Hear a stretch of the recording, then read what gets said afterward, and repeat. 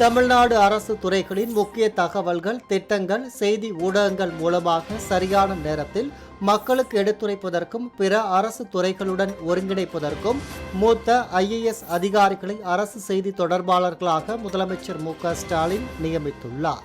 இந்த நிலையில் தமிழ்நாடு மின்சார வாரிய தலைவர் மற்றும் மேலாண்மை இயக்குநர் ஜே. ராதாகிருஷ்ணன், ஊரக வளர்ச்சி மற்றும் ஊராட்சித்துறை கூடுதல் தலைமை செயலாளர் ககன்தீப் சிங் பேடி, உள்துறை, மதுவிலக்கு மற்றும் ஆயத்தீர்வைத்துறை கூடுதல் தலைமை செயலாளர் திரஜ்குமார், வருவாய் மற்றும் பேரிடர் மேலாண்மை துறை கூடுதல் தலைமை செயலாளர் அமுதா ஆகிய அதிகாரிகள் அரசு செய்தி தொடர்பாளர்களாக நியமிக்கப்பட்டிருப்பதாக தமிழக அரசின் செய்திக்குறிப்பு தெரிவிக்கிறது.